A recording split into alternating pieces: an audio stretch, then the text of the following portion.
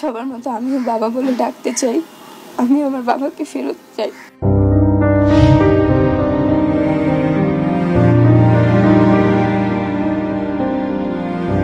আমার বাবা নিত, তখন আমার বাবাকে বাচ্চাদের দেখিনি।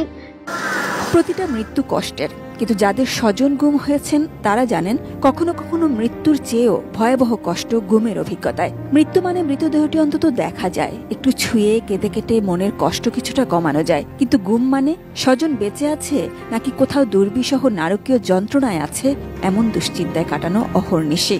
এই অপেক্ষার যন্ত্রণা ভুক্তভোগী ছাড়া কেউ জানে না। গত 15 বছরে অন্তত 3,500 বলপূর্বক গুমের ঘটনা ঘটেছে বলে ধারণা করছে গুম সংক্রান্ত কমিশন। যদিও সবাই সাহস করে অভিযোগ জানাতে আসছেন না। 31 অক্টোবর পর্যন্ত 1066টি অভিযোগ এসেছে, 400টি অভিযোগ যাচাই বাছাই হয়েছে এবং 140 জন অভিযোগকারী সাক্ষাৎকার নেওয়া হয়েছে।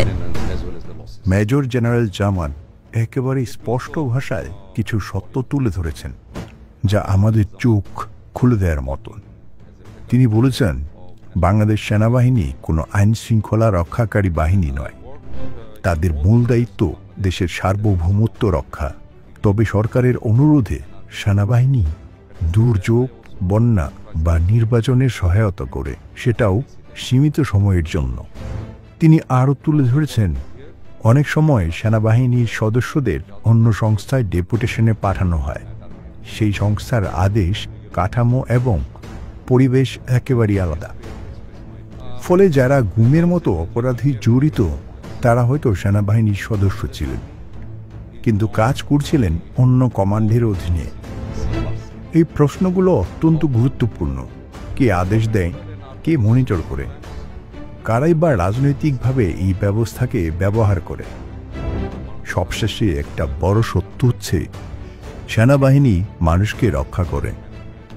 জাতিসংঘে, দুর্যোগে, নির্বাচনে তাদের ভূমিকা আমাদের চোখের সামনে।